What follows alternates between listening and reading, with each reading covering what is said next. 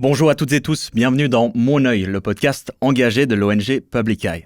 Public Eye regarde là où les multinationales voudraient dissimuler leurs activités et c'est aussi le but de ce podcast.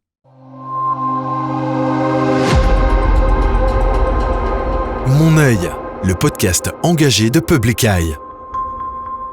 Je m'appelle Damian Vega et aujourd'hui on va parler des liens étroits qui lient la Suisse aux oligarques. Vous savez, ce sont ces milliardaires russes qui sont sous sanction depuis l'invasion de l'Ukraine. On parlera aussi du rôle prépondérant de villes comme Zug ou Genève dans le commerce de pétrole et de gaz russe. Je précise toutefois qu'on tourne le 18 mars 2022 et que l'actualité très mouvante a pu bouger depuis. Pour en parler, je suis avec une invitée de marque, Agathe Duparc. Bonjour. Bonjour.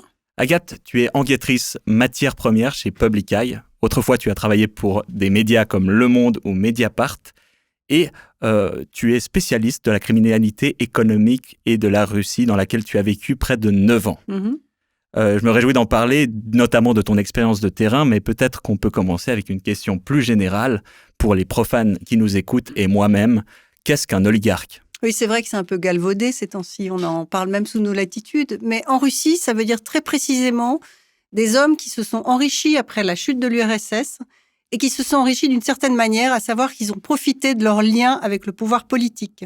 Donc c'est une sorte de caste d'élus qui a accumulé des milliards et des milliards. Alors il y a les anciens de la période Yeltsin, qui sont d'ailleurs toujours là. Qui était le prédécesseur de Poutine. Voilà, le prédécesseur, le président Boris Yeltsin.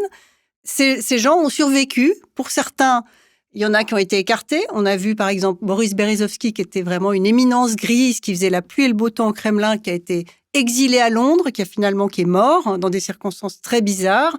On a aussi Mikhail Khodorkovsky, qui a été emprisonné pendant 10 ans. Et donc, à part ça, tous les autres ont survécu et se sont greffés une nouvelle caste d'oligarques, beaucoup plus proches de Poutine, des anciens du KGB, comme Poutine, qui venaient de Saint-Pétersbourg, et qui, eux, ont aussi fait des fortunes absolument extraordinaires en très peu de temps. Ça, on va en reparler peut-être après, plus précisément. D'accord, donc on a une nouvelle génération d'oligarques qui s'offre à nous. Et quels sont leurs liens avec la Suisse ? Alors, c'est de très longues traditions. La Suisse a toujours beaucoup attiré les Russes. Bon, on parle déjà du climat, mais il n'y a pas que ça, évidemment. J'imagine. Il y a surtout les banques. On le sait, les banques sont très accueillantes. Elles ne posent pas trop de questions. La Suisse est un pays neutre.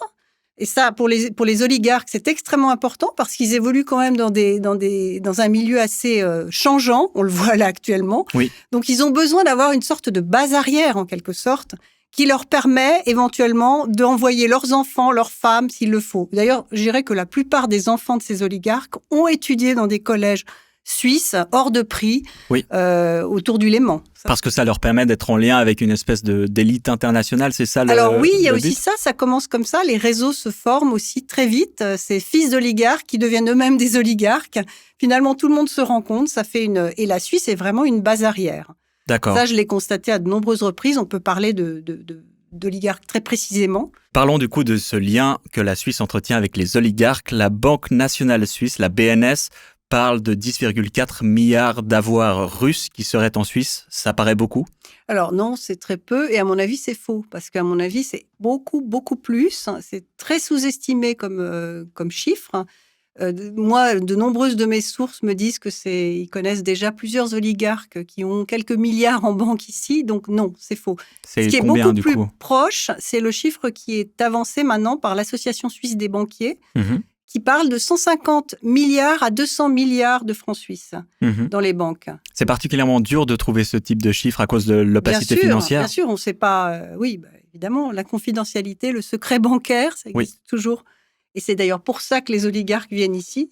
Alors là, ils se trouvent exposés parce que les événements, la guerre, fait que tout d'un coup, il y a une focalisation, on se focalise sur eux. Mais jusqu'ici, ils ont vécu très tranquillement. Et parlons-en de ces oligarques exposés. Il y en a un qui s'appelle Guennadi Timchenko, sur lequel tu as écrit en 2003 pour la première fois. Contrairement à 2014, après l'annexion de la Crimée par la Russie, la Suisse, maintenant, elle a repris l'intégralité des sanctions de l'Union européenne, qui concernent du coup notre monsieur Timchenko. On a une photo de ce fameux Timchenko qui défile sur l'écran qu'on a à côté de nous. Comment connaît-il Poutine ? Ils se sont rencontrés dans les années 90 à Saint-Pétersbourg. Poutine était alors responsable du commerce extérieur à la ville de Saint-Pétersbourg. Et donc, il avait beaucoup de liens avec les entrepreneurs. Et lui, M. Timchenko, travaillait dans une raffinerie. Il était relativement modeste. Et il a créé cette société Gunvor qui a commencé, grâce au lien avec Poutine, qui a été élu président, la société a commencé à capter absolument tout le pétrole russe vendu, ou une grande partie, pas tout, un quart du pétrole russe, passé par Gunvor dans les années 2000, au début des années 2000. Et lui, son lien avec la Suisse, c'est lequel? C'est celui justement de ses comptes bancaires? Alors, il s'est installé en Suisse au début des années 2000. Personne ne le savait, évidemment, c'était extrêmement discret. Et j'en ai eu vent en 2003. Donc, j'ai pu écrire un premier article. C'était assez intéressant parce qu'à l'époque, il n'y avait même pas une photo de M. Timchenko dans la presse. Il était totalement inconnu. Par contre, déjà, les négociants, quand j'ai mené mon enquête, déjà, les négociants le connaissaient et il était même connu comme le loup blanc parce qu'on connaissait déjà sa proximité avec M. Poutine. Et il s'est installé où exactement? Alors, il s'est installé à Colonie. À l'époque, il avait une seule fille et sa femme. Il a acheté une luxueuse villa, mais il vivait d'une manière relativement modeste.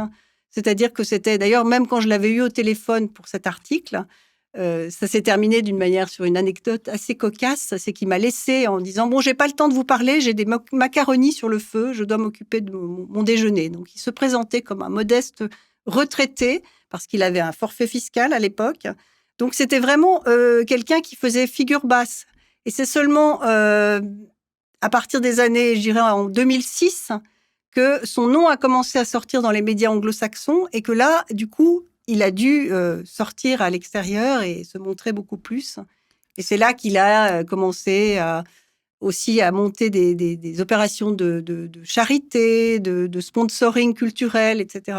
Il faut dire que l'image de quelqu'un de plutôt humble, c'est pas l'image qu'on a d'un oligarque. Ça a changé, ça, non, dans la façon de se présenter de ces oligarques de façon générale. Alors, il faut dire que effectivement, on a longtemps fait une distinction entre les oligarques de l'époque Yeltsin, qui étaient très clinquants, bling-bling, et puis justement ceux dans l'entourage de Poutine, qui étaient beaucoup plus, peut-être issus des services secrets, donc plus discrets. Et effectivement, M. Timchenko dénotait par rapport à ces nouveaux riches.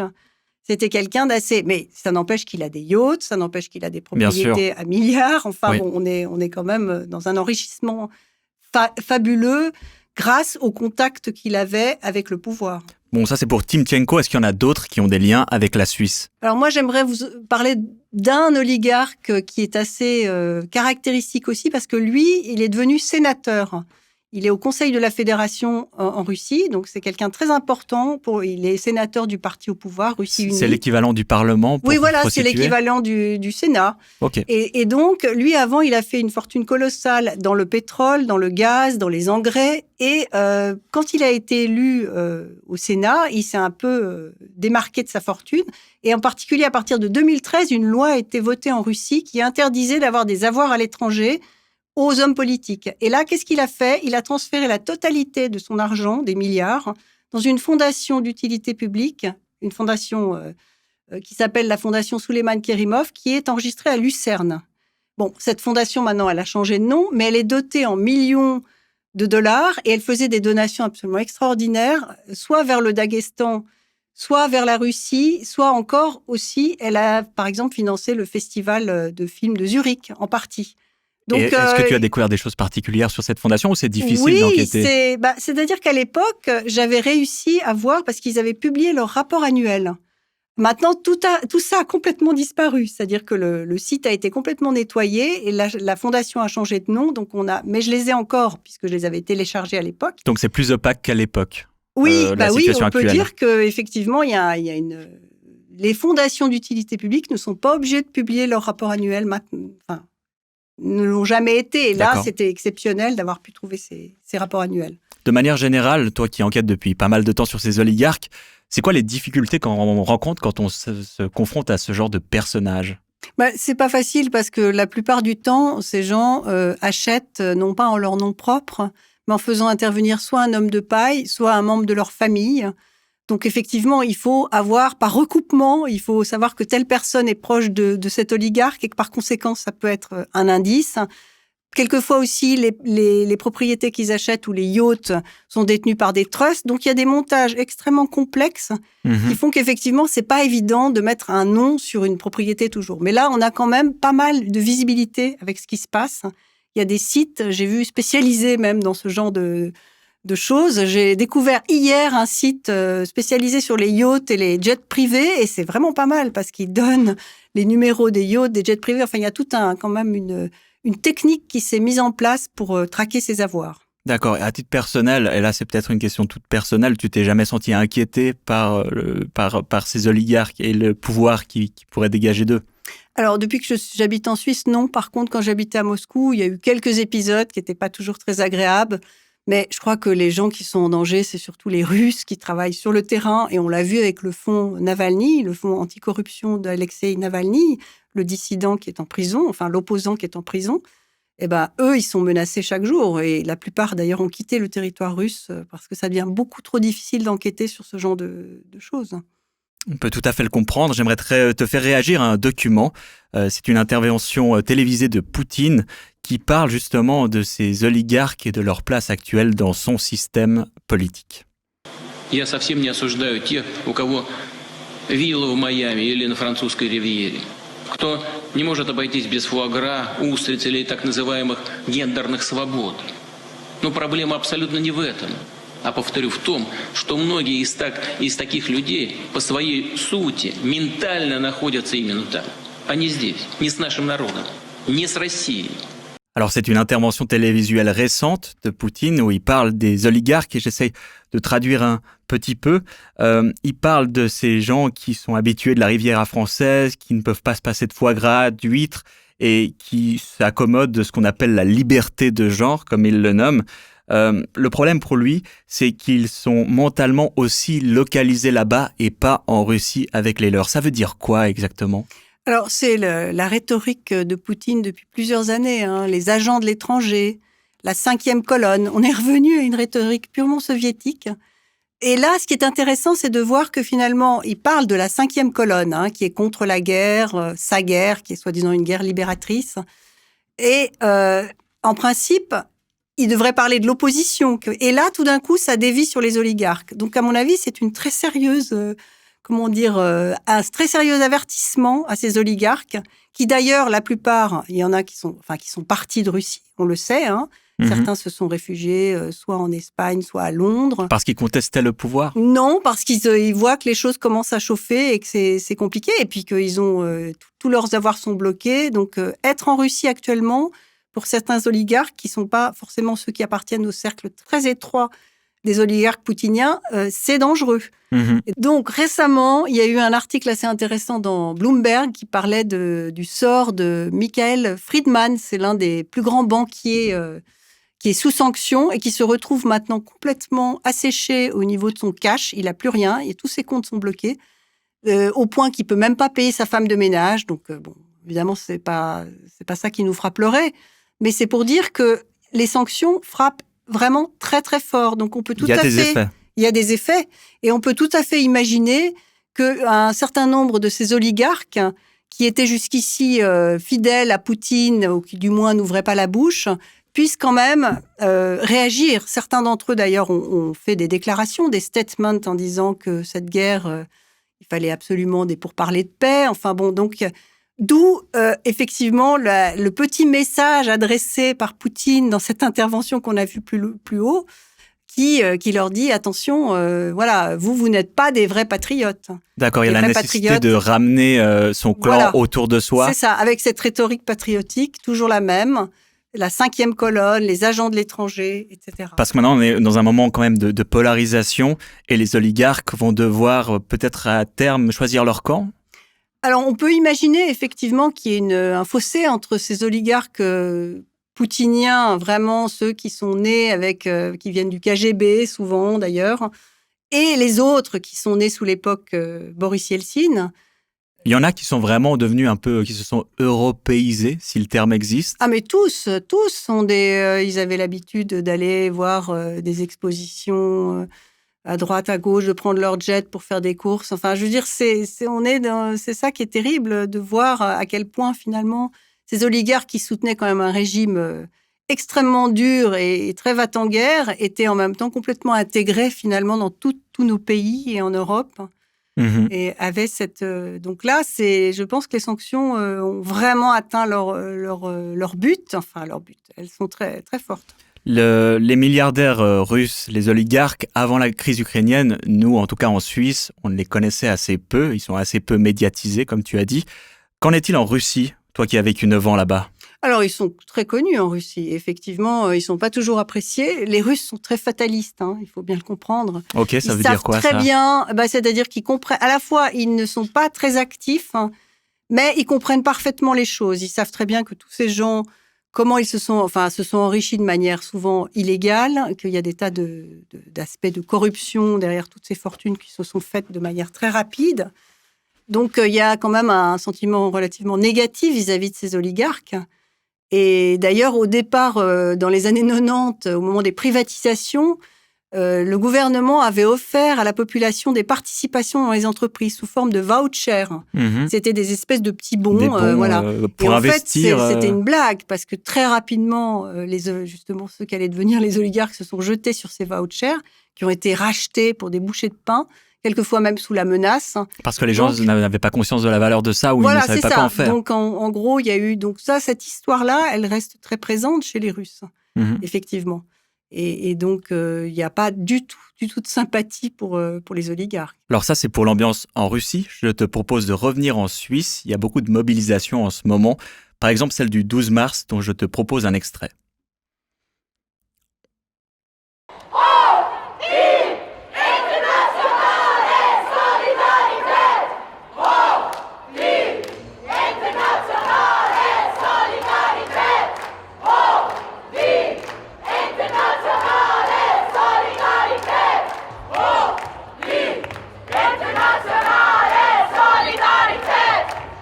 Sur les pancartes de cette manifestation à Berne qui s'est passée le 12 mars dernier, on lit « No more oil-fueled war ».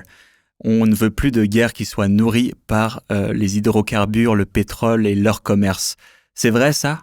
Alors la Russie vit beaucoup sur le gaz et le pétrole puisque ça représente 40% de son budget d'État. C'est gigantesque. C'est gigantesque. Ça fait des apports de fonds gigantesques qui permettent justement, qui ont permis à Poutine de moderniser son armée.